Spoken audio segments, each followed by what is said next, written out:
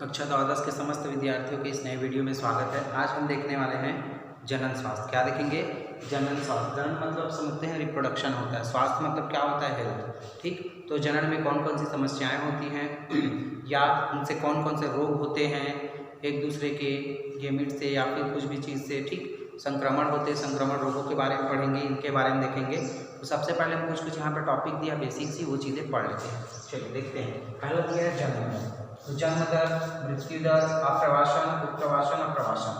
इससे पहले एक और आता है प्रवास, मेन होता है माइग्रेट। इसके अंतर्गत आता है उत्प्रवासन अप्रवासन करके। ठीक, पहला होता है प्रवासन, फिर उसके अंतर्गत पहला ये, दूसरा ये और तीसरा।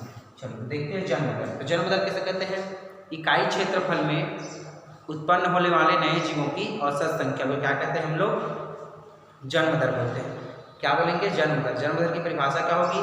इकाई समय में, ठीक, इकाई समय में या इकाई क्षेत्रफल में उत्पन्न होने वाले जीवों की औसत संख्या को क्या कहते हैं हम? जन्म दर कहते हैं। और मृत्यु दर क्या होगा? जस्ट उसके अपोजिट होगा, इकाई क्षेत्रफल में या इकाई समय में। ठीक, इकाई क्षेत्रफल या इकाई समय में प्रति करके लिखेंगे हम लोग दोनों को। ठीक, मतलब मृत्यु होने वाले या फिर नष्ट होने वाले जीवों की संख्या को या मृत्यु होने वाले लोगों की संख्या को, औसत संख्या को क्या कहते हैं? मृत्यु दर। चलिए अब हम टॉपिक देखते हैं यहाँ पे प्रवास। प्रवास मतलब होता है माइग्रेट। आप लोग कभी नोटिस नहीं करते हैं, लेकिन बायो का साथ लोग बच्चे हैं, उनको ध्यान करना चाहिए।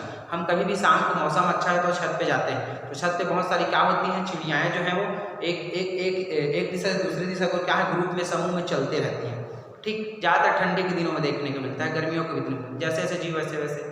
ठीक, और कई बार क्या होता है, सांप कहीं भी, कई लोग सांप क्या होता है एक स्थान से दूसरे स्थान तक, कभी कभी घर में घुस जाता है। कभी कभी सुने होंगे कि न्यूज़ में देखने को पड़ता है कि जानवर जंगल से गांव को छोड़ की ओर बढ़ रहे हैं करके। ठीक, तो मतलब एक स्थान से दूसरे स्थान किस लिए जाते हैं लोग? अपने भोज्य पदार्थों के लिए, ठीक, या जीवन निर्वाह करने के लिए। तो एक स्थान से दूसरे स्थान जीवन निर्वाह के लिए जाना, ठीक, वो क्या कहलाता है? प्रवास कहलाता है। तो देखो क्या होता है, गांव में अधिकतर लोग पहले नॉर्मल काम करके गांव में रोजी रोटी कमाते हैं, फिर उनको थोड़ी और पैसा चाहिए, और चीज़ों की आवश्यकता है तो शहर की ओर जाते हैं। तो कुछ समय के लिए जाते हैं, कई लोग वहीं रुक के परमानेंट अपना घर बना के बिजनेस स्टार्टअप कर देते हैं। कई लोग क्या करते हैं, महीने 2 महीने के लिए जाते हैं। कई लोग का गाँव में बाढ़ आ जाता है तब जाते हैं। तो उसी प्रकार से प्रवास मतलब अलग अलग क्षेत्र के कारण हो गया ना। तो प्रवास किसे कहते हैं? माइग्रेटन, मनुष्य माइग्रेशन, इसको इंग्लिश में बोलते हैं माइग्रेशन। आप जब कॉलेज जाओगे तो माइग्रेशन आप न्यूज़ पढ़ोगे, थर्ड सेमेस्टर में आपको या फिर सेकेंड ईयर में आपको देखा जाएगा माइग्रेशन। तो जीवों को उनके जीवन निर्वाह के लिए या फिर जीवों को अनुकूल होने के लिए एक स्थान से दूसरे स्थान जाते हैं, वो क्या कहलाता है आपका? माइग्रेशन या प्रवास। हेडिंग रहेगा ये, माइग्रेशन या प्रवास कहलाता है। तो प्रवास कितने प्रकार के होते हैं? मुख्यतः 3 प्रकार के होते हैं। एक होता है अप्रवासन, एक होता है उत्प्रवासन, एक होता है प्रवासन। तो अप्रवासन में सामने में लिखा है जनसंख्या या आबादी। तो एक ही क्षेत्र में क्या होते हैं? बहुत सारी जनसंख्या या आबादी होने लगती है। जैसे मान के चलिए बिलासपुर एरिया जैसे 56,000 या फिर 56 करोड़ अरब हेक्टेयर के क्षेत्रफल में जैसे फैला है। तो यहाँ पे लोगों की संख्या कितनी हो गई? 56 कितना हो गया? अरब भी हो गया, 56 हेक्टेयर भी हो गया। तो 1-1 हेक्टेयर लोगों में आया, तो उसके लिए क्या पड़ेगा? उसको जीवन निर्वाह की समस्या होने लगेगी। 1-1 हेक्टेयर है तो, या फिर 56 से जस्ट डबल हो जाएगा, समझ जाइए 100-112 हेक्टेयर हो गया, तो जीवन निर्वाह में समस्या हो जाएगी। ठीक, जैसे एक ही रूम में मान के चलो यहीं पे जितना भी भोजन का पदार्थ है, और एक रूम में मान चलो 50 लोग हैं, तो 50 लोग का भी जीवन चल रहा है, और वहीं पे 70 लोग हो गए, तो जनसंख्या बढ़ते गई। तो जनसंख्या बढ़ने के कारण क्या हो जाता है? जो जीवन निर्वाह के जो आवश्यक तत्व है, आवश्यक चीज़ है, आवश्यक तत्व, उसकी क्या होती है? कमी होने लगती है। ठीक, आंशिक रूप में होने लगता है। इसलिए एक स्थान से दूसरे स्थान लोग क्या करते हैं? प्रवासन करते हैं। तो वह प्रकार का प्रवासन क्या कहलाता है? अप्रवासन। क्या कहलाएगा? अप्रवासन। इसका मेन नोटिस पॉइंट क्या है? इसका जनसंख्या या आबादी बढ़ने से ये होता है। ठीक, चलिए दूसरा देखते हैं, उत्प्रवासन। अब देखिएगा, जैसे मान के चलिए मैं बिलासपुर हूँ, बिलासपुर का एक क्षेत्र रतनपुर भी आता है, मुंगेली भी आता है, मुंगेली नहीं आता है, रतनपुर आता है। और जैसे यहाँ पर और कौन सा आ गया बिलासपुर जिले में? हाँ, मुंगेली भी आता है, मरवाही भी आता है, पेंड्रा, गोरेला, ये सब हो गए एक क्षेत्र दूसरे क्षेत्र। तो मान के चलो मैं जैसे एक क्षेत्र, जैसे मैं यहाँ काम कर रहा हूँ, मान के चलो मैं ठेकेदार हूँ या प्रॉपर्टी लिंक कर रहा हूँ, तो पेंड्रा में हूँ पहले, तो पेंड्रा मेरे को 20,000 मिला, एक ठेकेदार, एक प्रॉपर्टी लिंक करेगा। अब बिलासपुर में उसका स्कोप दिखा मेरे 45,000 में है, तो मैं एक क्षेत्र से दूसरे क्षेत्र जा रहा हूँ, नहीं जा रहा, जिले में ही अपने जिले में ही एक क्षेत्र से दूसरे तहसील, दूसरे से तीसरे तहसील कर, मतलब क्षेत्र में केवल परिवर्तन होगा अपने जीवन निर्वाह के लिए, वो आपका प्रवासन क्या होगा, उत्प्रवासन कहलाएगा। क्या कहलाएगा, उत्प्रवासन। जैसे देखना कई चिड़िया क्या होती है, मान के चले यहीं पर जैसे आवासीय परिसर विद्यालय की चिड़िया हैं, जो कहीं का घोंसला होगा कदम के पेड़ में किसी में, वो सुबह निकलती है, फिर शाम को चली जाती है दूसरे स्थान, फिर 2 दिन बाद वो वापस फिर उस स्थान पर आती है, मतलब एक क्षेत्र से दूसरे क्षेत्र गया वो अपने जीवन निर्वाह के लिए, आवश्यक चीज़ों के लिए। तो वैसा आपका प्रवासन क्या कहलाएगा जी, उत्प्रवासन कहलाएगा। क्या कहलाएगा, उत्प्रवासन। एग्जाम्पल इसमें क्या होगा, एक क्षेत्र से दूसरे क्षेत्र का। नेक्स्ट हम लोग देखेंगे प्रवासन। तो जैसे क्या हो जाता है, कई क्षेत्र जैसे भी शिवरी नया साइड हुआ था, जांजगीर चांपा में बहुत सारा बाढ़ आ गया था, ठीक, लोगों को घर जाने के लिए नहीं मिल रहा था, घर से बाहर निकलने को नहीं मिल रहा था, या बाढ़ में कई लोग का घर नुकसान हो गया, तो वो लोग क्या करेंगे, अब नए सिरे से कमाने के लिए क्या करेंगे, बिलासपुर आएंगे, तखतपुर जाएंगे, या तखतपुर में भी ऐसा हुआ था तो वो लोग कहीं और जाएंगे, रायपुर, सरगुजा, अंबिकापुर, इधर जाएंगे जहाँ बाढ़ क्षेत्र ना हो, बाढ़ग्रस्त क्षेत्र ना हो। तो बाढ़ के कारण, मौसम के कारण हुआ, मौसम संबंधी है ना बाढ़, तो उस प्रकार से क्या करेंगे जीव अपना एक स्थान से दूसरे स्थान जीवन निर्वाह करेंगे, तो आपका क्या कहलाएगा, प्रवासन कहलाएगा। तो प्रवासन समझ में आ गया, वो क्या कहलाएगा, प्रवासन। 3 प्रकार के होते हैं, तीनों को मैंने बता दिया। चलिए नेक्स्ट टॉपिक देखते हैं। नेक्स्ट हम देखने वाले हैं सिग्माइड वक्र। क्या देखेंगे, सिग्माइड वक्र। सिग्माइड वक्र इसे ऐसे प्रदर्शित करते हैं।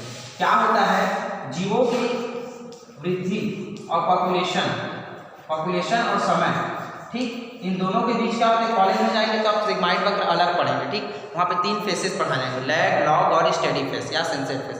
4 भी देता है, कई को 3 ही देता है, ठीक। चलिए, तो ये जो फीचर्स हैं ये किस प्रकार का होता है, हमारा एस आकार का दिख रहा है, ठीक। तो ऐसा वक्र जो क्या होता है, समय के साथ परिवर्तन होता है, मतलब जो जनसंख्या और समय के बीच एक ग्राफ खींचा जाता है, उस ग्राफ को क्या कहते हैं हम लोग, सिग्माइड वक्र कहलाता है। क्या कहलाता है, सिग्माइड वक्र। इसे किससे प्रदर्शित करते हैं, एस से प्रदर्शित किए हैं। इसमें इतना ही देखना था और ज़्यादा नहीं देखना था, ठीक।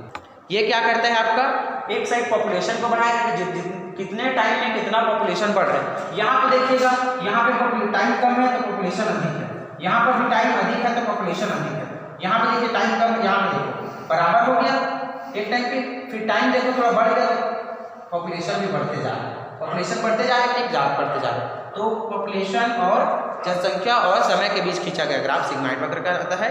इसको एस आकार का होता है, ठीक, क्या कहेंगे, एस आकार का होता है, ये ध्यान रखिएगा। आगे देखते हैं, आगे आपका दिया गया है जनसंख्या वृद्धि पर प्राकृतिक का प्रभाव। तो जाहिर सी बात है, अगर एक जंगल में मान के चलो कितने जीव हैं, ठीक, जीवों की नहीं, मनुष्यों की बात मान के चलो, आपका कोई गांव है, जैसे आप लोग जैसे मान के चलता हूँ शिवरी नारायण, ठीक, शिवरी नारायण में लोगों की संख्या मान के चलो 5000, वहाँ का क्षेत्रफल लगभग 36,000 हेक्टेयर के आसपास है, ठीक, इतना है क्षेत्रफल। तो 5000 लोग अभी आराम से चल रहे हैं, और वहीं कहीं 10,000 या 8,000 होने लगे तो लोगों को घर बनाएंगे, फिर उसका अपना क्षेत्र हड़पेंगे, फिर आते क्या होगा, जीवन निर्वाह में समस्याएं आएंगी, ठीक। तो उसी का टॉपिक दिया गया है, जनसंख्या वृद्धि का प्रकृति पर प्रभाव। प्रकृति पे क्या होता है, इससे बुरा प्रभाव पड़ता है। जो लकड़ी है, जलाऊ लकड़ी या फिर लकड़ी जलाऊ ना लकड़ी करके, जैसे गांव के लोग हैं तो वो लोग तो गैस यूज़ करते नहीं, अभी तो खैर सभी के यहाँ गैस यूज़ किया जाता है। 15 अप्रैल को दिया गया था सबको, सॉरी 15 जून को दिया गया था, 15 जून या 5 जून है, हाँ 5 जून को दिया गया था गैस जीवन ज्योति योजना वाला है, 5 जून को दिया गया था, ठीक। सभी को याद रखिएगा, नहीं रखेंगे कोई दिक्कत नहीं है, ठीक। तो हम लोग क्या देख रहे थे, प्रकृति पर प्रभाव जनसंख्या का।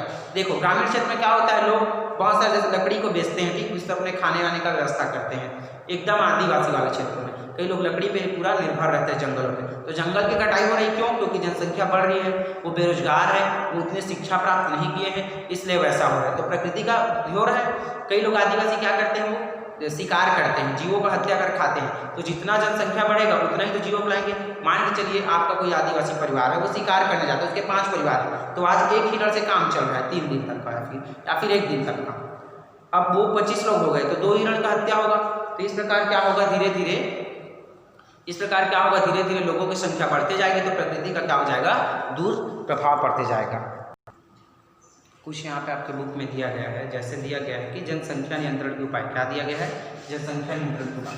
तो सबसे पहले हम लोग अगर शारीरिक दृष्टि से ना देखेंगे, ठीक, तो जनसंख्या नियंत्रण के सबसे पहले उपाय क्या होंगे, शिक्षित होना। पहले क्या होगा, शिक्षित होना, ठीक, ये शिक्षित होना होगा। शिक्षित क्योंकि जैसे व्यक्ति होगा क्या करेगा, वो जनसंख्या नियंत्रण के बारे में सोचेगा। आदमी आजकल, पहले पुराने जमाने में क्या होता था, जनसंख्या नहीं होती, कोई केमिकल, कोई टैबलेट्स नहीं आती थी, तो क्या होता था, लोगों को पता नहीं था, तो कई लोग वैद्य के पास जाते थे, जिसकी 3-4 बच्चे हो गए उन वैद्य के पास जाते, कुछ दवाइयाँ महिलाओं को दी जाती थी, जिससे जरूरी नहीं है कि वो नियंत्रण हो सके, ठीक। लेकिन क्या होता था, अभी ऐसा हो गया कि बहुत सारे हॉस्पिटल में अच्छी अच्छी चीज़ें आ गई, अच्छी अच्छी दवाई, अच्छे अच्छे उपकरण आ गए, जिससे लोग क्या करते हैं, जनसंख्या नियंत्रण किया जा सकता है। और दूसरा पहले देखेंगे तो बहुत सारे और केमिकल्स, टैबलेट्स हैं, जिसका नियमित उपयोग करना चाहिए, विवाहित स्त्रियों को करना चाहिए, ताकि क्या हो, ये आपका जनसंख्या नियंत्रण हो सके। चलिए हम नेक्स्ट आपका देखते हैं, यहाँ पे इम्यूनोसिंथेसिस देखते हैं, क्या देखेंगे, इम्यूनोसिंथेसिस, ठीक।